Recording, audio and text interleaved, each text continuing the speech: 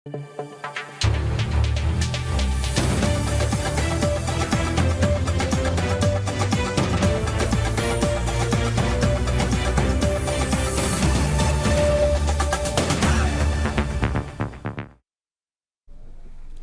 দর্শক, স্বাগত জানাচ্ছি আজকের সম্পাদকীয়তে। আমি তাজওয়ার মাহমিদ। বুয়েট শিক্ষার্থী আবরার ফাহাদ হত্যা মামলায় ২০ জনের মৃত্যুদণ্ড ও ৫ জনের যাবজ্জীবন বহাল রেখেছেন হাইকোর্ট। আবরার হত্যার পর বিশ্ববিদ্যালয়ের ক্যাম্পাসগুলোতে ছাত্র রাজনীতি বন্ধের দাবি উঠেছিল। গত বছর ঠিক এই মার্চ এপ্রিলের মাসের সময়ই ছাত্র রাজনীতি বন্ধে আন্দোলন করেছিল বুয়েটের শিক্ষার্থীরা। জুলাইয়ের ৯ দফায়ও এ দাবি রেখেছিল সমন্বয়করা। তবে অভ্যুত্থান পরবর্তী সময়ে সেখান থেকে সরে এসেছে কিনা এমন প্রশ্ন উঠছে গণতান্ত্রিক ছাত্র সংসদ প্রতিষ্ঠা হওয়ার পর থেকে। একইভাবে খুলনায় ছাত্রদলের হামলার পর প্রশ্ন আছে, ছাত্র রাজনীতিতে পরিবর্তন কতটা আসলো? প্রাসঙ্গিক বিষয় নিয়ে আজকের সম্পাদকীয় নতুন বাংলাদেশের ছাত্র রাজনীতি। আর এ নিয়ে আলোচনার জন্য স্টুডিওতে উপস্থিত আছেন সুলতান আহমেদ রাহি, আহ্বায়ক, রাজশাহী বিশ্ববিদ্যালয়ের ছাত্রদল, এবং জাহিদ আহসান, সদস্য সচিব, বাংলাদেশ গণতান্ত্রিক ছাত্র সংসদ। দর্শক, আপনারাও এই আলোচনায় অংশ নিতে পারেন। এজন্য আপনাদের ফোন করতে হবে টেলিভিশনে দেখানো নাম্বারে। এছাড়া ফেসবুকের মাধ্যমে আপনাদের মন্তব্য পাঠাতে পারেন আমাদেরকে। আলোচনা শুরুর আগে জানিয়ে দেব এখনকার প্রধান শিরোনামগুলো। বিএনপি ভোটে জয়ী হলে সব গুম খুনের বিচার হবে। দ্রুত নির্বাচন দিয়ে দেশকে স্থিতিশীল করার আহ্বান নেতাদের। জাতীয় স্বার্থে এক থাকার ডাক জামায়াতের।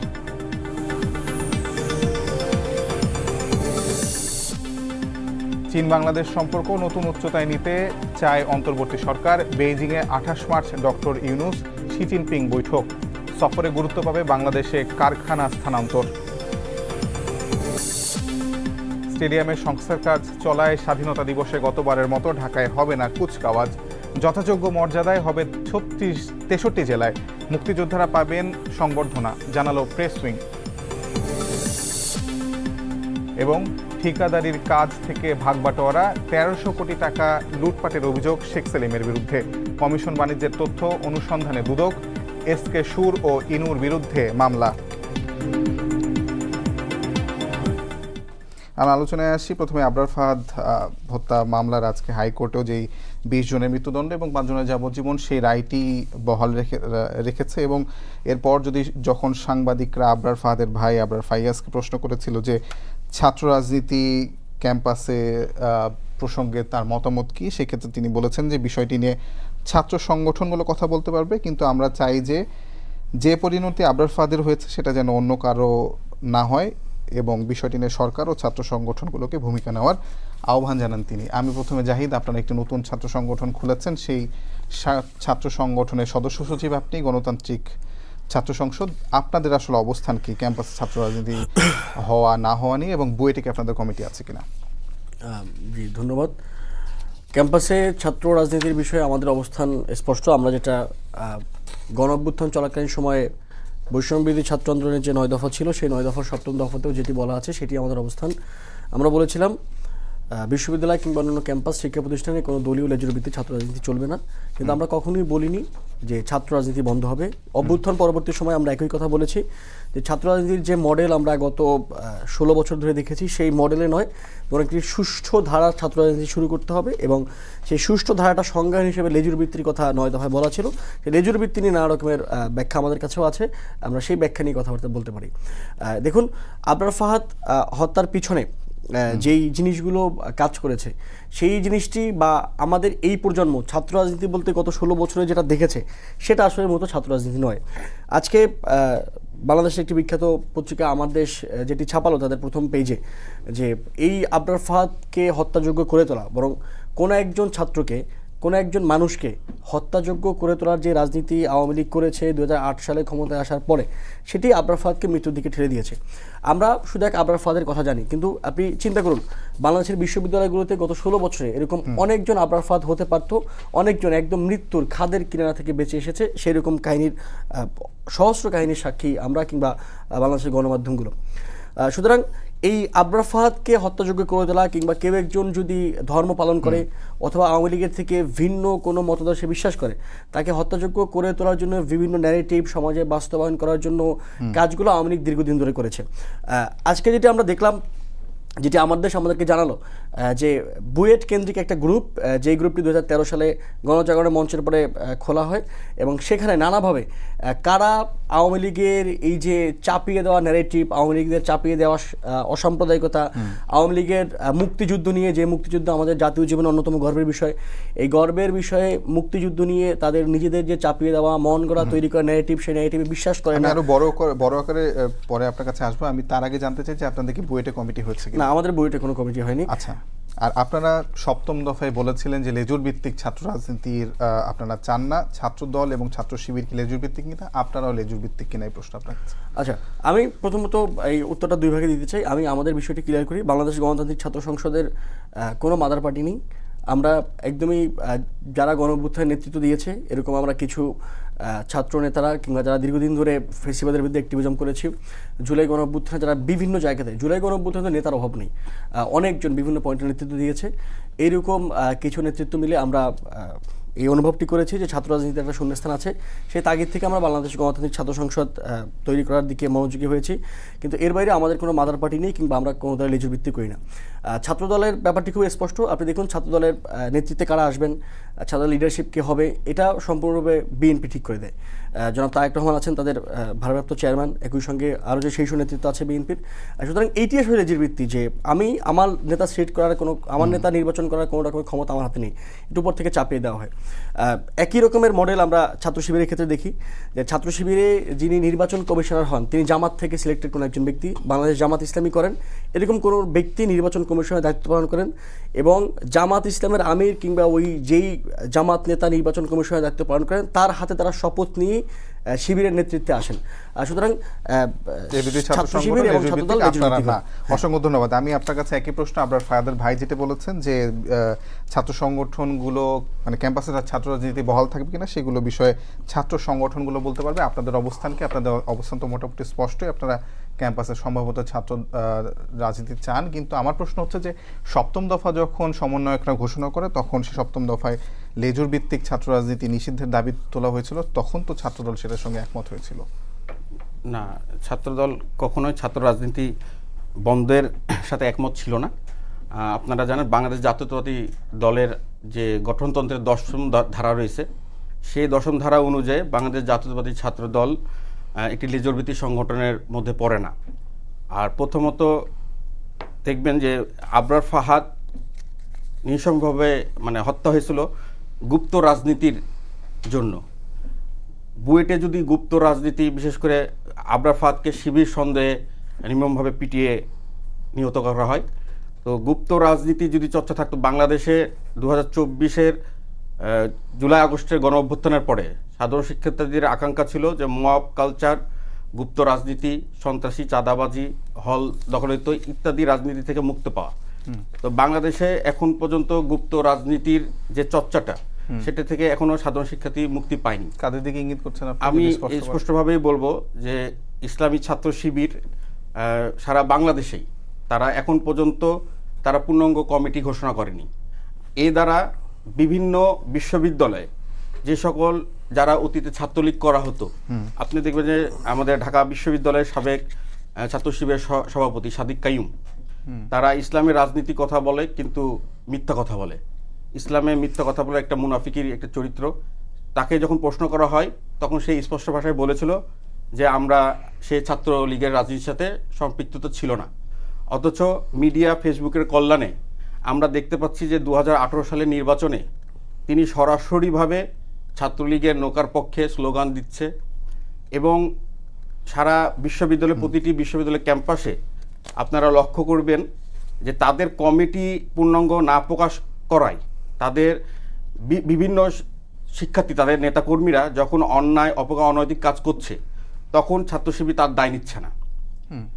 কিন্তু পূর্ণাঙ্গ যদি কমিটি তারা প্রকাশ করত তাহলে সাধারণ শিক্ষার্থী বুঝতে পারত যে তারা অন্যায়, অপকর্ম যখন করবে তখন তা স্পষ্টভাবে তাদের চিহ্নিত করা যেত। তো আমি আজকে আপনাদের মাধ্যমে আহ্বান জানাবো যে তাদের অতি দ্রুত প্রতিটি শিক্ষা প্রতিষ্ঠানে 2-3 জনের কমিটিকে এসব নাটকীয়তা না করে পূর্ণাঙ্গ কমিটি প্রকাশ করা। জি, আমি আচ্ছা, আপনার আমি কাছে আমি একটু বলে রাখতে চাই, আমি একটা প্রশ্ন করতে চাই। আপনি যেটা বলছিলেন যে আবরার ফাহাদ গুপ্ত রাজনীতির জন্য হত্যার শিকার হয়েছেন, আমি এটা একটু যদি এক্সপ্লেইন করতেন। না, গুপ্ত রাজনীতি যদি বুয়েটে যদি সকল রাজনৈতিক সহাবস্থান যদি থাকতো, ছাত্রলীগের যে পরিবেশটা ছিল, আবরার ফাহাদ তো কোনো রাজনৈতিক সংশ্লিষ্ট ছিল না, তাকে শিবির সন্দেহে পিটে আহত করে পরবর্তীতে সে মৃত্যুবরণ করেছে। তো যদি শিবিরে যদি কমিটি থাকতো, তাহলে তো ওই নিষিদ্ধ সংগঠন ছাত্রলীগের সন্ত্রাসীরা আবরার ফাহাদের রুমে যে আবরারকে মোবাইল চেক করে তাকে তো আমি আপনার কাছে যে প্রশ্ন করতে চাই ছিল না। সেটি হলো যে আপনাদেরকে মানে আপনি বলছিলেন যে আপনাদের যে গঠনতান্ত্রিক যে সংজ্ঞা, সে সংজ্ঞা অনুযায়ী আপনারা লেজুর ভিত্তিক ছাত্র সংগঠন না, কিন্তু জাহিদ বলছে যে আপনারা বিএনপি লেজুর ভিত্তিক ছাত্র সংগঠন, আপনাদের একদম টপ লিডার থেকে আপনাদের নেতৃত্ব সিলেক্ট করে দেওয়া হয়। আপনি এই বিষয়ে কি মন্তব্য করবেন? এবং আপনাকে আরেকটা প্রশ্ন হচ্ছে যে জাহিদ যে একটি নতুন ছাত্র সংগঠন খুলেছে, তাদেরকে কি আপনারা বৈষম্য বিরোধীদের যে নতুন পার্টি হলো এনসিপির তার একটি লেজুর ভিত্তিক সংগঠন হিসেবে আমি দেখেন প্রথম প্রশ্নে আসি আপনার। আপনি লক্ষ্য করবেন যে আমাদের বাংলাদেশ জাতীয়তাবাদী ছাত্র দল 117টি টিম আমাদের সারা বাংলাদেশে প্রতিটি শিক্ষা প্রতিষ্ঠানে টিম করা হয়েছে ছাত্রদল থেকে, যেখানে সাধারণ শিক্ষার্থীদের তাদের আকাঙ্ক্ষা, তাদের মন্তব্য, তারা কি ধরনের রাজনীতি দেখতে চায়, তাদের মন্তব্যের ভিত্তি করে আমরা তাদের যে প্রত্যাশা অনুযায়ী 2024-এ জুলাই আগস্টে গণঅভ্যুত্থান পরে ছাত্র রাজনৈতিক কার্যক্রম আমরা পরিচালনা করছি, যেখানে সম্পূর্ণরূপে সাধারণ শিক্ষার্থীরাই তারা আমাদেরকে রোডম্যাপ দিয়েছে যে তারা কেমন রাজনীতি দেখতে চায়। আমরা প্রতিটি শিক্ষা প্রতিষ্ঠানে, প্রতিটি পাবলিক বিশ্ববিদ্যালয়ে সাধারণ শিক্ষার্থীরা যেভাবে যে কালচারটা তারা চেয়েছিল, তার বিগত নিষিদ্ধ ছাত্রলীগ যেভাবে রাজনীতি করেছিল, গত বছরেই আপনি লক্ষ্য করবেন যে পবিত্র রমজান মাসেই গত বছরেই পলাতক খুনি হাসিনা 11ই মার্চ ইফতার করা অফিসিয়ালিভাবে নিষিদ্ধ করেছিল, যে কোনো ইফতার পার্টি কোনো বিশ্ববিদ্যালয় ক্যাম্পাসে ইফতার করা হবে না। আপনারা অবগত আছেন যে বিশ্ববিদ্যালয় প্রশাসন কর্তৃক ইফতারের করার জন্য আমাদের বিশ্ববিদ্যালয় শিক্ষার্থীদেরকে আর্থিক সহযোগিতা প্রদান করত, কিন্তু ওই পলাতক সাবেক ফ্যাসিস্ট খুনি হাসিনার ওই নির্দেশনার পরে শাহজালাল বিজ্ঞান প্রযুক্তি বিশ্ববিদ্যালয় এবং নোয়াখালী প্রযুক্তি বিশ্ববিদ্যালয়ে অফিসিয়ালি ভাবে প্রশাসন থেকে ইফতার নিষিদ্ধ করা হয়েছিল। তার পরিপ্রেক্ষিতে আমরা দেখেছিলাম 12টি বিশ্ববিদ্যালয়, রাজশাহী বিশ্ববিদ্যালয়, ঢাকা বিশ্ববিদ্যালয় সহকারে 12টি পাবলিক বিশ্ববিদ্যালয়ে গণ ইফতারের আয়োজন করা হয়েছিল। তারই ধারাবাহিকতায় ঢাকা বিশ্ববিদ্যালয়ে দ্বিতীয় রমজানে 2024-এর দ্বিতীয় রমজানে আইন বিভাগের শিক্ষার্থীরা ঢাকা বিশ্ববিদ্যালয়ের মসজিদে ইফতারের আয়োজন করেছিল, সেখানে ছাত্রলীগ নির্মমভাবে হামলা চালিয়েছিল। রাজশাহী বিশ্ববিদ্যালয়ে 13ই মার্চ আমরা সাধারণ শিক্ষার্থীরা গণ ইফতারের শহীদ মিনারে, রাজশাহী বিশ্ববিদ্যালয় কেন্দ্রীয় শহীদ মিনারে ইফতারের আয়োজন করেছিল। সেই ইফতারেও নিষিদ্ধ ছাত্রলীগ হামলা করে, তাদেরকে বিভিন্নভাবে জেরা করে, তাদের মোবাইল চেক করে আমরা জানি। আমার প্রশ্ন খুব স্পেসিফিক যে আপনারা কি আসলে লেজুর ভিত্তিক ছাত্র সংগঠন কিনা, এবং গণতান্ত্রিক ছাত্র সংসদকে আপনারা কি এনসিপি লেজুর ভিত্তিক ছাত্র সংগঠন? না, আমরা লেজুর ভিত্তিক সংগঠন না, আমরা বাংলাদেশ জাতীয়তাবাদী ছাত্র দল সাধারণ শিক্ষার্থীদের দাবি আদায়ের এবং সাধারণ শিক্ষার্থীদের অধিকার আদায়ের রাজনীতি করি, সেই হিসাবে আমরা লেজর ভিত্তিক নয়। আর আপনি যে গণতান্ত্রিক বাংলাদেশের ছাত্র সংসদের যে আমি যখন তারা প্রকাশ করে তাদের রাজনীতি 26 তারিখে ফেব্রুয়ারি মাসে, যদিও সাধারণ শিক্ষার্থীদের প্রত্যাশা ছিল হানাহানি মারামারি থেকে পরিত্রাণ পাওয়া, কিন্তু তারা যখন ছাত্র রাজনীতি প্রকাশ করে তখন মারামারি সংঘাতের মাধ্যম দিয়েই তাদের ছাত্র রাজনীতির প্রকাশ ঘটে। তারপর আমি তাদেরকে অভিনন্দন জানাবো এই কারণে যে তারা 47, 52, 1971, 2024-এর চেতনাকে ধারণ করেই ছাত্র রাজনীতি পরিচালনা করতে চায়। এই জন্য আমি রাজশাহী বিশ্ববিদ্যালয়। আপনারা কি আসলে দলের হাইকমান্ডের বাইরে কোনো কিছু করার আপনাদের ইন্ডিভিজুয়াল ক্ষমতা? অবশ্যই আমাদের সারা বাংলাদেশে আপনি লক্ষ্য করে দেখবেন যে মহিলা শিক্ষা প্রতিষ্ঠান থেকে শুরু করে সরাসরি সাধারণ শিক্ষার্থীদের ভোটে সভাপতি, সাধারণ সম্পাদক নির্বাচিত হচ্ছে। অসংখ্য ধন্যবাদ। এবার আমরা আসলে কয়েকটা ক্যাটাগরিতে প্রশ্ন ভাগ করেছি। সেটা হলো যে আমরা নতুন বাংলাদেশে নতুন ধরনের রাজনীতি আসলে দেখতে চাচ্ছিলাম। সেই ক্ষেত্রে আসলে আগের ছাত্রলীগের যে ধরনের রাজনীতি ছিল, চাঁদাবাজি, অভ্যন্তরীণ সংঘাত, মারামারি, সেগুলো আমরা দেখতে চাই না। কিন্তু দুই পক্ষের মারামারি প্রসঙ্গে যদি আমি আসি, সেক্ষেত্রে তো আপনাদের নতুন মানে ছাত্র সংগঠন বৈষম্য বিরোধী থেকে আপনাদের যে ছাত্র সংগঠন তৈরি হয়েছে, তাতে দেখলাম যে ভালোই ট্র্যাক রেকর্ড অল্প কয়েকদিনের মধ্যেই। এবং 21 জানুয়ারি বাংলা মোটরে আপনাদের কেন্দ্রীয় কার্যালয়ের সামনে ঘটেছে দুই পক্ষের সংঘর্ষ বৈষম্য বিরোধী ছাত্র আন্দোলনের।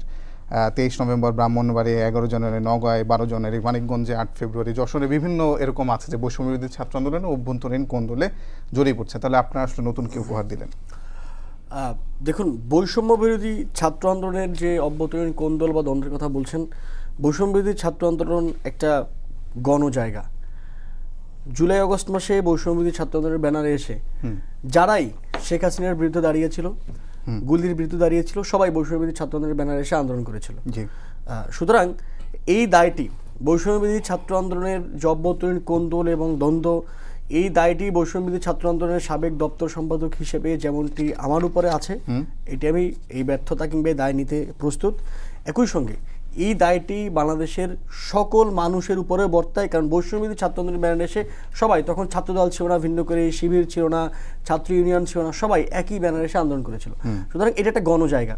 এইটাকে আপনি যেভাবে একটা ছাত্র সংগঠনকে নিয়ন্ত্রণ করতে পারেন আপনার চেইন অফ কমান্ডের মাধ্যমে, সেভাবে একটা গণ ব্যানারকে বা একটা প্ল্যাটফর্মকে মেনটেন করা যায় না। কারণ এইখানে নানা মতের, নানা আদর্শের, নানা মতাদর্শের, বিভিন্ন ভাবাদর্শের মানুষজন এসে একত্রিত হয়। সুতরাং এই জায়গাটা গণজায়গা, এবং এইখানে আপনি দেখবেন একই রকমভাবে আপনারা নিশ্চয়ই গণমাধ্যম এগুলো খেয়াল করেছে, আমরা যেটা দেখেছি যে সমন্বয়ক নাম নিয়ে অনেকে চাঁদাবাজি করেছে। কিন্তু দেখুন 5 আগস্টের আগে আপনি একদম অফিসিয়ালি দেখবেন যে কয়টা সমন্বয় কমিটি অথরাইজ করা হয়েছিল, তেমন অনেক বেশি সমন্বয় কমিটি অথরাইজ করা যায়নি। মাঝখানে ইন্টারনেট ছিল না, শীর্ষ সমন্বয়করা অনেকে গ্রেফতার হয়েছেন, বন্দী ছিলেন, অনেকে আত্মগোপনে ছিলেন, এরকম নানাভাবে। সুতরাং এই যে সমন্বয়ক নাম নিয়ে এই দায়টি আমাদের, কিন্তু একই সঙ্গে এই দায়টি যারা করছে এবং সবাই তখন একটা রক্তের দায়ের উপর দাঁড়িয়ে থাকে যে আমি তো বৈষম্য ছাত্র আন্দোলন করেছি, আমি একটা পার্ট। এরা সংগঠনে, যেমন ছাত্রদল, তাদের সাংগঠনিক ফরমেশন আছে, আমি গণতান্ত্রিক ছাত্র সংসদের সদস্য সচিব, আমার একটা সাংগঠনিক ফরমেশন আছে, আমি এইভাবে আমার সংগঠনকে কন্ট্রোল করি। বৈষম্যবিরোধী ছাত্র আন্দোলনের এই কন্ট্রোলিং পাওয়ারটা কারো হাতে নেই, কারণ এখানে বাংলাদেশের সকল মানুষ এসে বৈষম্যবিরোধী ছিলেন তখন আপনার হাতে কন্ট্রোল ছিল না। গণতান্ত্রিক ছাত্র সংসদ হওয়ার পর এটা একটা সংগঠন এবং এটা একটা প্ল্যাটফর্ম, এখানে বাংলাদেশের সকল মানুষ, সকল ভাবাদর্শের মানুষ এসে একত্রিত হয়েছে। আচ্ছা, আর গণতান্ত্রিক ছাত্র সংসদ হওয়ার পর সেটা কন্ট্রোল চলে এসেছে, সেটা কন্ট্রোল আসছে, এবং এটা আসার জন্য আরো একটু আমরা মাত্র 15 দিন 20 দিন হয়েছে। কাছে আবার প্রশ্নে আসবো, কিন্তু আপনাদের বাংলাদেশ ছাত্র দলেরও কিন্তু অভ্যন্তরীণ যে সংঘাত সংঘর্ষে তার ঘটনায় মানে প্রচুর ঘটনা এরকম, ঠিক আছে, ফেনীতে আছে, ফেনী, সোনাগাজী, বেড়ায়, চাঁদপুরে অভ্যন্তরীণ যে সংঘাত সেটাতে আপনারা জড়িয়ে পড়ছেন। আসলে তাহলে আপনারা নতুন কি দিচ্ছেন? অভ্যন্তরীণ যে সংঘাত যে কথাটা বলছেন, এটা খুবই ক্ষুদ্র পরিসরে হচ্ছে, যা কেন্দ্র ছাত্র দল তার সাংগঠনিক তৎক্ষণাৎ ব্যবস্থা নিচ্ছে, সাংগঠনিকভাবে শাস্তিমূলকভাবে তাদেরকে বিভিন্ন পদ থেকে অব্যাহতি বা বহিষ্কার করা হচ্ছে। আর এ দ্বারা একটা মেসেজ যাচ্ছে যে সংগঠনে কেউ মানে চেন অফ কমান্ডের বাইরে নয়, শৃঙ্খলার মধ্যেই থাকতে হবে। আপনারা লক্ষ্য করে দেখবেন যে একটি বিষয় ভাইরাল হয়েছিল যে আমি ইউনিয়ন প্রেসিডেন্ট, ওটা একটা মব কালচার তৈরি করা হয়েছিল। আপনারা দেখবেন যে বর্তমানে 2024 জুলাই আগস্টে গণঅভ্যুত্থানের পরে ছাত্র দলের সে সাংগঠনিকভাবে সামর্থ্য রয়েছে যে একটি ছেলেকে থানাতে মিথ্যা মামলাতে তাকে গ্রেপ্তার করে থানা থেকে বের করে নিয়ে আসা, এই কিন্তু আমাদের সামর্থ্য ছিল। কিন্তু আমরা আইনের আমরা আইনের প্রতি শতভাগ শ্রদ্ধাশীল হওয়ার কারণে তাকে আইনের মাধ্যম দিয়ে কোর্টের জামিনের মাধ্যমে বের করা হয়েছে। অথচ আপনি দেখবেন যে কিছুদিন আগে দিনমজুর ধানমন্ডি থানা থেকে উপদেষ্টা আসিফ মাহমুদ, তিনি আইনের কোনো ভাবে আইনের প্রতি শ্রদ্ধা না জানিয়ে তিনি থানা থেকে তাকে বের করে তার নামে মামলা হয়নি। বাংলাদেশ জাতীয়তাবাদী ছাত্র দলকে বিগত 15টি বছর যেভাবে নিষিদ্ধ সংগঠন ছাত্রলীগ এবং ফ্যাসিস্ট আওয়ামী সরকার আমাদেরকে নির্যাতন নিপীড়ন করা হয়েছিল, আমরা যদি প্রতিহিংসার রাজনীতির সাথে জড়িত থাকতাম, তা বর্তমানে বাংলাদেশে যে আইন শৃঙ্খলার পরিস্থিতি এখন যে বর্তমানে স্টেবল রয়েছে তা এক বিন্দু থাকতো না। যদি আমরা প্রতিহিংসার রাজনীতি যদি বিশ্বাস করতাম, আইনের প্রতি যদি শ্রদ্ধাশীল না থাকতাম, তাহলে আজকে বাংলাদেশে প্রতিটি শিক্ষা প্রতিষ্ঠান থেকে শুরু করে প্রতিটি ইউনিয়ন পর্যায়ে আমরা আমাদের উপরে যে সকল সন্ত্রাসীরা আহত বা বিভিন্নভাবে আমাদেরকে নির্যাতন করেছে সেগুলো প্রতিশোধ নেওয়ার জন্য আমরা মানে অন্ধকারের মধ্যে একটা বিষয়কর পরিস্থিতি থাকতো। কিন্তু আমরা আইনের সদস্য হওয়ার কারণে এখন পর্যন্ত বাংলাদেশ জাতীয়তাবাদী ছাত্র দলের থেকে কখনো কোনো সংগঠনের নেতাদেরকে একটি মানে মামলা বা হামলা এসব কোনো মিথ্যা মামলা করা কোনো কিছু করা, আমরা আইনের সদস্য আমাদের নামে যারা নির্যাতন করেছে আমরা আইনের আড়স্ত করে তাদের নামে মামলা দায়ের করেছি। কিন্তু আমরা ফিজিক্যালি ভাবে তাদেরকে যে মব তৈরি করা, তার বাড়ি ভাঙচুর করা বা অসংখ্য ধন্যবাদ। আমি আজকের একটা ঘটনা বলি, সেটা হলো গাজীপুরের কালীগঞ্জে ছাত্রদল নেতা সহ 5 জনকে আটক করা হয় এবং ছাড়িয়ে নিতে থানা ঘেরাও করে ছাত্রদলের নেতাকর্মীরা। এটা আজকের ঘটনা কালীগঞ্জে। জাহিদ হাসান, আপনার কাছে আমার প্রশ্ন সেটি হলো যে আপনারা নতুন বাংলাদেশ, নতুন রাজনৈতিক বন্দোবস্ত অনেক কথাই বলেছেন। চাঁদাবাজি ঘটনা যদি বলি, আপনি বলছিলেন যে বৈষম্যবিরোধী যখন ওপেন প্ল্যাটফর্ম ছিল, আপনি দপ্তর সেলের সম্পাদক ছিলেন, সেই সময় আপনাদের এত বড় একটি সংগঠনের আসলে কন্ট্রোল নেওয়া কঠিন, কিন্তু আসলে যখন আপনি গণতান্ত্রিক ছাত্র সংসদ করলেন তখন দেখলাম যে কন্ট্রোলটা আরও বেশি যেমন হারিয়ে যাচ্ছে। মানে আপনি দেখছেন যে ইন্টারনেট ব্যবসায়ীর কাছ থেকে চাঁদার দাবির অভিযোগ ওঠে এবং সেইখানে আপনাদের যে যুগ্ম আহ্বায়ক গোলাম কিবরিয়া তার নামে এই অভিযোগটি ছিল এবং পরবর্তীতে রাশেদ খান ফেসবুকে একটি স্ট্যাটাস দিয়ে কিন্তু এই ঘটনাটি জানিয়েছিল। এবং আমরা একই সঙ্গে 15 মিনিটের মাথা সেটার ব্যবস্থা নিয়েছি। এটা যুক্ত করতে হবে, এটা সাংগঠনিক জায়গা থেকে আমি কোনোভাবে এরকম অনৈতিক কর্মকাণ্ডকে প্রশ্রয় দিচ্ছি কিনা। আমরা এই ঘটনাটি জানার পরে, জনাব রাশেদ খান ফেসবুকে দেওয়ার পরে এবং আমাদেরকে ব্যক্তিগতভাবে জানানোর পরে অতি দ্রুত সময়ে, এবং বাংলাদেশের কোনো সংগঠন এত দ্রুত সময়ে সিদ্ধান্ত নেয় কিনা কিংবা এই নৈতিক স্খলনের ব্যাপারে কোনোভাবে এত পরিমাণে স্ট্রং হয় কিনা আমি জানি না। আমরা ঠিক ওই ঘটনা জানার 15 থেকে আধা ঘন্টার মধ্যে এটার বিরুদ্ধে ব্যবস্থা নিয়েছি। ঘটনাটা কি হয়েছিল একটু স্পষ্ট করেন। আমরা যেটি দেখতে পেয়েছি, রাশেদ খান যেটি ফেসবুকে উল্লেখ করেছেন এমনটি তিনি আমাদেরকে জানিয়েছেন। আমরা সেই ইন্টারনেট ব্যবসায়ীর সঙ্গে কথা বলেছি, আপনি যার নাম বললেন আমাদের সাবেক যুগ্ম আহ্বায়ক গোলাম কিবরিয়া অপু, তার সঙ্গে আমরা কথা বলেছি। আমাদের কাছে কিছু এভিডেন্স এসেছে, সেই এভিডেন্সের ভিত্তিতে আমাদের মনে হয়েছে যে তাকে আমরা এর জন্য শোকজ করেছি, কারণ দর্শানোর নোটিশ দিয়েছি, একদিনের মধ্যে তিনি কারণ দর্শাবেন। একই সঙ্গে আমরা সাময়িকভাবে তার পদ স্থগিত করেছি, সাংগঠনিক সদস্য পদ স্থগিত করেছি এবং তিনি কারণটি দর্শিয়েছেন এবং পরবর্তী আমাদের সাধারণ মিটিংয়ে সেটি নিয়ে আমরা সিদ্ধান্ত নিব যে তাকে তার সদস্যপদটি স্থায়ীভাবে স্থগিত করা হবে কিনা, মানে তাকে স্থায়ী বসে। মানে আপনারা সংগঠন খোলার সাথে সাথে এরকম একটা চর্চা যে চলে গেলেন, সেটা কি আপনাদের আসলে মানে এটা আপনাদের কিভাবে আপনারা সামনে আগাবেন? সুখোলার সাথে সাথে এরকম একটা চর্চা, চাঁদাবাজি, এর আগে আমরা যখন বৈষম্য বিরোধী দেখেছি তখনও কিন্তু এরকম মানে খুলনায় চাঁদাবাজি দেখুন, আমরা বৈষম্য বিরোধীদের মধ্যে অনেক চাঁদাবাজির অনেক অভিযোগ ছিল। না, আমি একটু গণতান্ত্রিক ছাত্র সংসদের যেই ব্যাপারটা আপনি বললেন আমি এটা একটু ক্লিয়ার করি। ব্যাপারটি হলো যে একজন ব্যক্তি, একজন ইন্ডিভিজুয়াল, সে একটি অনৈতিক কর্মকাণ্ডে জড়িয়ে পড়েছে এবং আমরা সেটার প্রাথমিক একটা সত্যতা পেয়েছি। প্রশ্ন হচ্ছে সাংগঠনিক জায়গায় যে সংগঠন এটাকে কোনোভাবে মানে সহ্য করছে কিনা। মানে ইন্ডিভিজুয়াল আর সংগঠন এক না। ইন্ডিভিজুয়াল যদি কোনো অপকর্ম করে, অনৈতিক কোনো কর্মকাণ্ডে জড়িয়ে পড়ে, সংগঠন সেটাকে প্রশ্রয় দিচ্ছে কিনা। সংগঠন সেটাকে কোনোভাবে প্রশ্রয় দেয়নি। সংগঠন যারা ঠিক 15 মিনিটের মাথায় সে সেটাকে রেসপন্স করেছে। ছাত্ররা অভিযোগ জানিয়েছে, ছাত্ররা এর বিরুদ্ধে আমাদের অবস্থান পরিষ্কার করার জন্য আমাদেরকে নানানভাবে বলেছে, আমরা ছাত্রদের সেই কথা রেসপন্স করেছি। মানে সংগঠন ছাত্রদের যে ভিত্তি, ছাত্রদের যে রেসপন্স, তার প্রতি শ্রদ্ধাশীল কিনা, এটা হচ্ছে সাংগঠনিক জায়গা থেকে আমাদের প্রত্যেকটা ছাত্র সংগঠনই এরকম এইভাবেই চলে। ধরুন একজন ইন্ডিভিজুয়াল যখন কোনো অনৈতিক কর্মকাণ্ডে জড়িয়ে পড়ে, সংগঠন সেটা যদি সাপোর্ট দেয় তাহলে আপনি সংগঠনকে এখানে দায়ী করতে পারেন, কিন্তু এখানে সংগঠন কোনোভাবে দায়ী না। জি, অসংখ্য ধন্যবাদ। একই অভিযোগ আপনাদের বিরুদ্ধে আছে, আপনাদের অনেক নেতাকর্মী অনেক জায়গায় চাঁদাবাজি করে, অনেক না হলেও কিছু কিছু গণমাধ্যমে আসে, তার মধ্যে যেমন ধরেন যে দিনাজপুরের ছাত্রবাদ দলের এক আহ্বায়ক, তিনি চাঁদাবাজি করতে চান এবং গণপিটুনি দিয়ে তাকে পুলিশের হাতে দেওয়া হয়। আপনারা আসলে কি নতুন দিলেন? একটি বৃহৎ সংগঠন হিসেবে কিছু নেতাকর্মী অতি উৎসাহী হয়ে কিছু অনৈতিক কাজে জড়িত হলেও সেটা খুবই ক্ষুদ্র পরিসরে, আর এটা বাংলাদেশ জাতীয়তাবাদী ছাত্র দল এই বিষয়ে জিরো টলারেন্স। আপনারা দেখবেন যে আমাদের দপ্তর সম্পাদক বরাবর প্রেস বিজ্ঞপ্তির মাধ্যম দিয়ে এবং আমাদের সারা বাংলাদেশে কেন্দ্র থেকে টিম, যে 117টি টিম, যে বিভিন্ন অনৈতিক কাজ থেকে নেতাকর্মীদেরকে দূরে রাখার জন্য তারা বিভিন্ন সভা, আলোচনা ইত্যাদি করছে। এ দ্বারা প্রমাণিত হয় যে আমরা নৈতিকতার জায়গার দিক থেকে এবং সুন্দর বাংলাদেশ বিনির্মাণের লক্ষ্যে এবং আমরা কোনো প্রকার অনৈতিক কাজে এবং সাধারণ শিক্ষার্থীদের বিরুদ্ধে গিয়ে কোনো ছাত্রনেতা যদি অপকর্মে জড়িত হয়ে যায়, এর দায় বাংলাদেশ জাতীয়তাবাদী ছাত্রদল নয়। আপনারা লক্ষ্য করবেন যে অতীতে অপকর্ম করার জন্য যেভাবে পুরস্কৃত করা হতো, বাংলাদেশ জাতীয়তাবাদী ছাত্র দলের নেতাকর্মীরা কেউ যদি এরকম করে থাকে, দল তাদেরকে নিরুৎসাহী করে এবং তাৎক্ষণিক সাংগঠনিক ব্যবস্থা গ্রহণ করা হচ্ছে। জি, অসংখ্য ধন্যবাদ। পরের প্রশ্ন হচ্ছে যে আপনাদের নতুন যে ছাত্র সংসদ, ছাত্র সংগঠনগুলো তৈরি হলো, সেই তৈরির দিনে আমরা একটা ভয়াবহ লঙ্কাকাণ্ড দেখলাম ঢাকা বিশ্ববিদ্যালয় ক্যাম্পাসে, এবং সেই লঙ্কাকাণ্ডের ফলে দেখলাম যে নারীসহ বেশ কয়েকজন শিক্ষার্থী আহত হয়েছেন। প্রাইভেট পাবলিক এক ধরনের বিভাজন তৈরি হয়ে গেল। আপনাদেরই মধ্যে আপনাদেরই সহযোদ্ধা রিফাত রশিদকে নিয়ে এক ধরনের একটি গ্রুপ তৈরি হয়ে গেল। আপনারা মানে একদম বিসমিল্লাতে গলদ হয়ে গেল কিনা? না, এটা বিসমিল্লাতে গলদ হয়নি। প্রাইভেট বিশ্ববিদ্যালয়ের সেই শিক্ষার্থীরা যেদিন ক্ষুব্ধ ছিল, তারা এটি পরবর্তীতে ফেসবুক সহ বিভিন্ন মাধ্যমে ক্লিয়ার করেছে যে তারা একটা মিস ইনফরমেশনের ভিত্তিতে মধুর ক্যান্টিনে এসেছিল এবং যার ফলে একটি অনাকাঙ্ক্ষিত পরিস্থিতির সৃষ্টি হয়। এবং এর পরবর্তীতে দেখবেন যারা ওই দিন এই মিস ইনফরমেশনের ভিত্তিতে এই অনাকাঙ্ক্ষিত পরিস্থিতি সৃষ্টির জন্য এসেছিল তারাই এখন আবার গণতান্ত্রিক ছাত্র সংসদের কমিটিতে বলেন সাংগঠনিক পরিসরে যুক্ত আছে এবং তারা সেটি বিভিন্নভাবে পরিষ্কার করেছে ফেসবুকে সহ বিভিন্ন সোশ্যাল মিডিয়াতে। এবং প্রাইভেট বিশ্ববিদ্যালয়ের যে ভূমিকা এই গণঅভ্যুত্থানে সহ, এবং যদি আমরা শুধু এতটুকুই বলি যে প্রাইভেট বিশ্ববিদ্যালয় এই জুলাই গণঅভ্যুত্থানের ভূমিকা রেখেছে, এটা প্রাইভেট বিশ্ববিদ্যালয়ের উপর ইনজাস্টিস হয়। প্রাইভেট বিশ্ববিদ্যালয় 2015 সালে ভ্যাট বিরোধী আন্দোলনে তারা বাড্ডায় দিয়ে স্লোগান দিচ্ছিল যে ভ্যাট দিব না গুলি কর।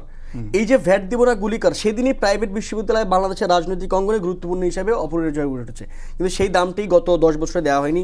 এরপরে 18 সালে কোটা সংস্কার আন্দোলনে যখন ঢাকা বিশ্ববিদ্যালয়ে শাহবাগে পুলিশ গুলি করছিল, টিয়ারশেল মারছিল, যখন ছাত্রলীগ পিছন থেকে হামলা করছিল ঢাকা মহানগর দক্ষিণ উত্তর থেকে এসে, তখন আমরা দেখেছি এনএসইউর ছাত্ররা তারা আমরা ঢাকা বিশ্ববিদ্যালয়ের পাশে আছি প্লাকার্ড নিয়ে রাস্তায় এসেছিল।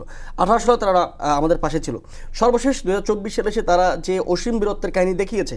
সুতরাং এই অসীম বীরত্বের মাধ্যমে তারা বাংলাদেশের রাজনৈতিক অঙ্গনে তারা যে একদমই অপরিহার্য, তাদেরকে যে কোনোভাবে অগুরুত্বপূর্ণ করে রাখা, তাদেরকে কোনোভাবে এড়িয়ে যাওয়ার সুযোগ নেই, এটা তারা এই বারবার প্রমাণ করছে। 15 সালে করেছে, 18 সালে করেছে, সর্বশেষ জুলাই আগস্টে করেছে। সুতরাং আমরা বাংলাদেশ গণতান্ত্রিক ছাত্র সংসদ মনে করি যে আমরা যে নতুন রাজনৈতিক পরিসর বিনির্মাণ করতে চাই, সেই রাজনৈতিক পরিসর বিনির্মাণ করবার জন্য প্রাইভেট বিশ্ববিদ্যালয় খুবই গুরুত্বপূর্ণ। আমরা প্রাইভেট বিশ্ববিদ্যালয়কে ওই সুযোগ দিতে চাই। প্রাইভেট বিশ্ববিদ্যালয়কে বাংলাদেশের রাজনীতিতে মেইনস্ট্রিম করবার জন্য যত যা কিছু দরকার হয় গণতান্ত্রিক ছাত্র সংসদ সেটা করতে সবসময় প্রস্তুত। মিস ইনফরমেশনের ভিত্তিতে প্রাইভেট পাবলিক যে বাইনারিটি সৃষ্টি হয়েছে, সেটি ইতিমধ্যে প্রাইভেট বিশ্ববিদ্যালয়ের ছাত্রদের মাধ্যমেই সেটি দূর হয়ে গেছে। তারা আমাদের সঙ্গে এসেছে, তারা কাজ করছে। গতকালকেও প্রাইভেট বিশ্ববিদ্যালয়ের যে সবচেয়ে বড় এত অর্জনের পরে আপনারা শীর্ষ পদে কয়জন প্রাইভেট বিশ্ববিদ্যালয়ের শিক্ষার্থীকে রাখেন? আমাদের মূল যে পলিসি মেকিং এর 8 জনের একটা বডি আছে, সেই বডিতে 2 জন প্রাইভেট বিশ্ববিদ্যালয়ের ছাত্র আছে। আমাদের একজন সহমুখপাত্র আছেন, সিনিয়র সংগঠক আছেন একজন। এরা 2 জনই পলিসি মেকিং এর মধ্যে থাকেন। আর তার বাইরেও আমরা দেখলাম যে মানে রিফাত রশিদকে নিয়ে সেখানে স্লোগান হয়েছিল। আপনাদেরই সহযোদ্ধা, আপনাদের একজন সমন্বয়, খুবই গুরুত্বপূর্ণ একজন ব্যক্তি। গণঅভ্যুত্থানের সময় যখন 6 জন অ্যারেস্ট হয়েছিল বা ডিবি তুলে নিয়ে গেছিল, তখন তিনি গণঅভ্যুত্থানকে মানে চালিয়ে নিয়ে গেছেন। তাকে নিয়ে যখন স্লোগান হচ্ছিল, তার মানে আপনাদের মধ্যেও আসলে ছাত্রলীগের মতো গ্রুপিং আছে। মানে হলে যে প্রেসিডেন্ট সেক্রেটারি যেরকম গ্রুপিং, সেই গ্রুপিং আছে, সেটা স্পষ্ট। আপনারা নতুন কি দিলেন? না, এটা ঠিক গ্রুপিং না। এটা আমি একটু আগে যেটা বলেছি যে একটা মিস ইনফরমেশন প্রাইভেট বিশ্ববিদ্যালয়ের ছাত্রদের কাছে ছিল। সেই মিস ইনফরমেশনটি যখন আমরা তাদেরকে নিয়ে বসেছি, ক্লিয়ার করেছি, তখন তাদের মধ্য থেকে এই ভুল তথ্যের যে আশঙ্কা, সেই আশঙ্কাটি সরে গিয়েছে এবং তারা আমাদের সঙ্গে কাজ করতে একমত হয়েছে এবং তারা এখন আমাদের সঙ্গে কাজ করছে। রিফাত রশিদকে নিয়ে যে স্লোগান হয়েছে, ওটা মিস ইনফরমেশনের ভিত্তিতে হয়েছিল। আদতে যেই কুরাম আমরা দেখি, যে অন্তর্দ্বন্দ্ব দেখি, অন্তর্কোন্দল দেখি, অন্তর্কোন্দলের বলি হয়ে আমরা দেখেছি ছাত্রলীগের অনেক নেতাকর্মীরা জীবন দিয়েছে বিগত সময়গুলোতে। এই অন্তর্দ্বন্দ্ব কিংবা অন্তর্কোন্দল আমাদের মধ্যে নেই, তবে আমরা একটি সুস্থ নেতৃত্বের প্রতিযোগিতায় বিশ্বাস করি। রিফাত রশিদ কি মিস ইনফরমেশন থেকে নিজেকে মানে বোঝাতে পেরেছে? মিস ইনফরমেশন রিফাত রশিদ আপনারা দেখেছেন, রিফাত রশিদ এখন সে এনসিপি জাতীয় নাগরিক পার্টির একজন স্ট্যাটাসে যেটা দিয়েছিল, মনে হলো আপনাদের প্রতি অনেকটা মানে মনের দুঃখ থেকে, কষ্ট থেকে পরে পার্টিতে জয়েন করেছে। না, এটা মানে একজন মানুষ কোন দলে রাজনীতি করবেন এটা একান্তই তার ব্যক্তিগত ব্যাপার। তিনি কি গণতান্ত্রিক ছাত্র সংসদের সঙ্গে কাজ করবেন, নাকি জাতীয় নাগরিক পার্টির সঙ্গে কাজ করবেন, অথবা অন্য কোনো রাজনৈতিক দল কিংবা ছাত্র সংগঠনের সঙ্গে কাজ করবেন, এটা একদম ব্যক্তির নিজস্ব স্বাধীনতা। এইখানে কোনো হস্তক্ষেপ অন্য কারো নেই। ব্যক্তির একান্ত দুঃখ, কষ্ট কিংবা সুখ যেমন তার একদমই একান্ত নিজস্ব, সুতরাং তার কাজ করার স্ফিয়ার কোথায় ভালো হবে, সে কোথায় কাজ করে কমফোর্টেবল হবে, এটা একদমই ব্যক্তির একান্ত ব্যক্তিগত। অসংখ্য ধন্যবাদ। আপনাদের ছাত্র দলের প্রসঙ্গে যে প্রশ্নটা করবো, সেটা হলো যে আপনারা মানে এই গণঅভ্যুত্থানের পরে সব থেকে বড় ছাত্রদের উপর যে হামলাটা হচ্ছে, সেটা খুলনা বিশ্ববিদ্যালয় এবং ছাত্রদল সেখানে স্থানীয় যে বিএনপি নেতাকর্মী তাদেরকে নিয়ে এসে, এবং যারা ছাত্র নয়, ছাত্রদের বাবার বয়সী, তাদেরকে নিয়ে এসে আসলে হামলাটা করিয়েছে। আপনারা তো ছাত্রলীগের মতোই পথেই হাঁটছেন। আবারও আমি একটা প্রশ্ন করে রাখতে পারি কিনা আপনি? হ্যাঁ, করতে পারেন যদি। সমালোচক যেটি বলছিলেন যে বাংলাদেশ জাতীয়তাবাদী ছাত্রদল ছাত্রদের মন্তব্যের উপরে ভিত্তি করে ছাত্র সংগঠন বা ছাত্রদল পরিচালনা করে। আমার জাস্ট একটা কোশ্চেন, আপনারা যখন ছাত্রদের মন্তব্য নিয়েছেন, ছাত্ররা কি এটা বলেছে যে যার বিশ্ববিদ্যালয়ে প্রবেশের বয়স 17 কিংবা 18 বছর তিনি ছাত্র রাজনীতি বা ছাত্রদের প্রতিনিধিত্ব করতে পারবেন?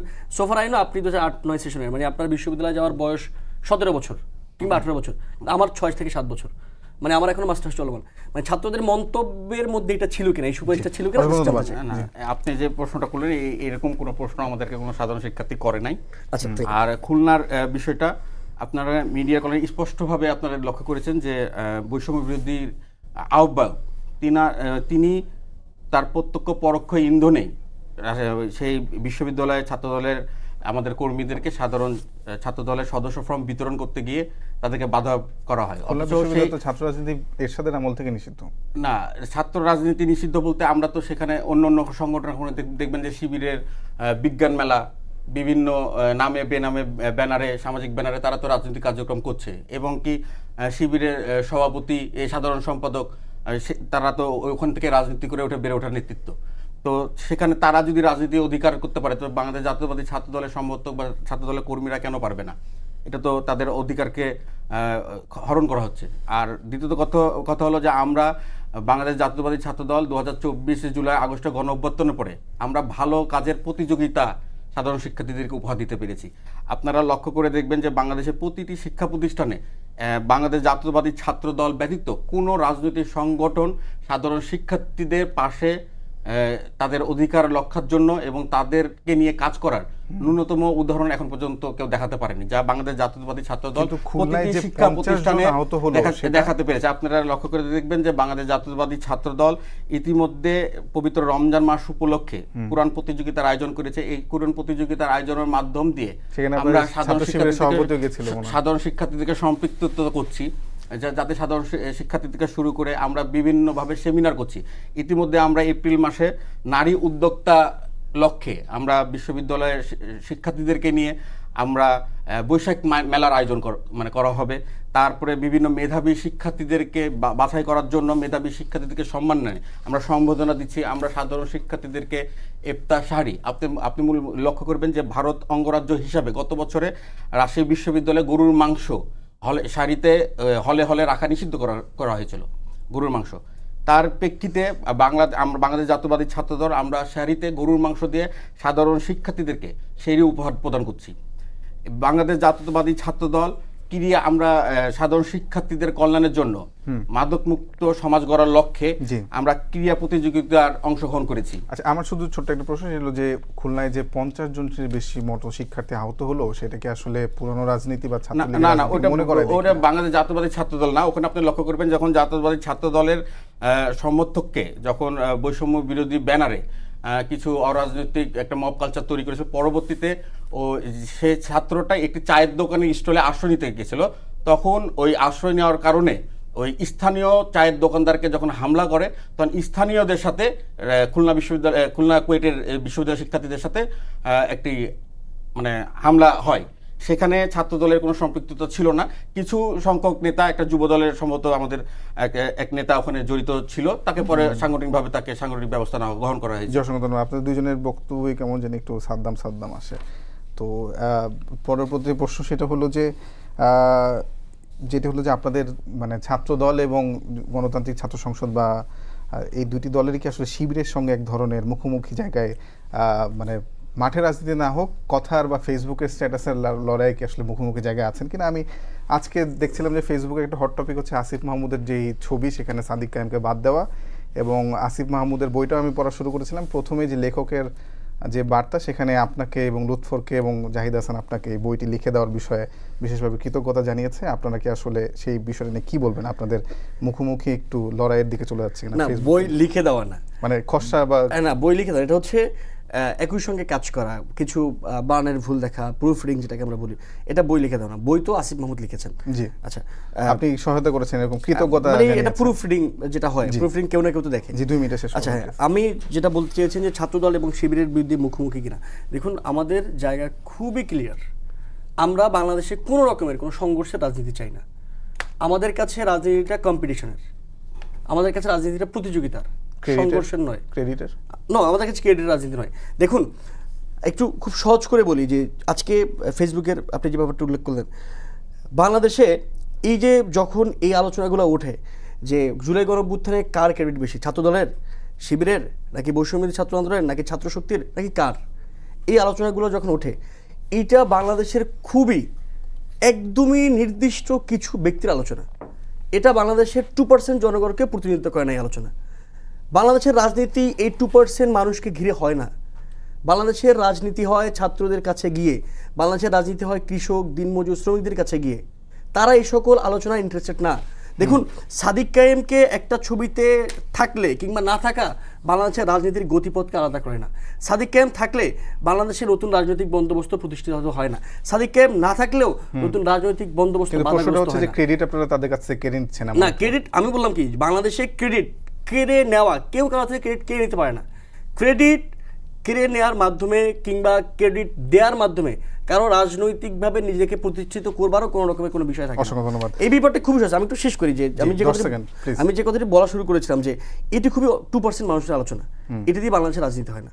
বাংলাদেশের রাজনীতি হয় একদম সাধারণ মানুষদের মানুষের কাছে। কাছে। অসংখ্য ক্রেডিটের ধন্যবাদ। প্রশ্ন একটু জি, প্রশ্ন আরেকটা হচ্ছে যে আপনারা শিবিরকে গুপ্ত গুপ্ত বলতে বলতে আপনারা একটা মুখোমুখি জায়গায় চলে গেছেন কিনা, বাঘ বিতনটা জায়গা না না অন্তত। বাগবি না, শিবিরের এগুলো এই ক্রেডিটের রাজনীতি। আমরা বাংলাদেশ জাতীয়তাবাদী ছাত্রদল আপনারা অবগত রয়েছেন যে আমাদের 400-র অধিক ছাত্রনেতারা শাহাদত বরণ করেছে এবং হাজার হাজার নেতাকর্মী মানে আহত হয়েছে। তারপরও আমরা এই ক্রেডিটের রাজনীতি আমরা মনে করি না। আমরা মনে করি যে জুলাই আগস্টের গণ অভ্যুত্থান এটা সকল মানুষের, দিনমজুর থেকে শুরু করে কৃষক জনতা থেকে সকলের।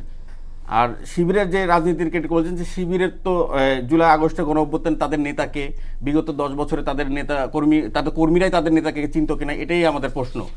যে সেখানে তাদের তো অংশগ্রহণ কেমন আছে এটা নিয়ে আমাদের প্রশ্ন রয়েছে, যে আদৌ তারা মানে অংশগ্রহণ করেছিল কিনা আন্দোলনে, নাকি ছাত্রলীগের হেলমেট বাহিনী হিসাবে আমাদের ছাত্র জনতার গণ অভ্যুত্থানের আমাদের বিপক্ষে যে তারা অংশগ্রহণ করেছিল কিনা, এটা তাদেরকে সুস্পষ্টভাবে ব্যাখ্যা প্রদান করা উচিত। আর ছাত্র শিবির যেভাবে মিথ্যা প্রোপাগান্ডা, ফেক আইডি খুলে বিভিন্ন আইডি মিথ্যা নামে যেভাবে মিথ্যাচার করে, আমি তাদেরকে মানে উদ্যত আহ্বান জানাবো যে এইসব মিথ্যাচারের রাজনীতি থেকে বের এসে সাধারণ শিক্ষার্থী বান্ধব রাজনীতিতে তারা অংশগ্রহণ করবে এবং তাদের রাজনৈতিক কার্যক্রম পরিচালনা করবে। অসংখ্য ধন্যবাদ সবাইকে। ধন্যবাদ জানিয়ে শেষ করছি আজকের সম্পাদকীয়। আগামীকাল আবারও দেখা হবে রাত 10টায়। দেখার আমন্ত্রণ রইল। শুভরাত্রি।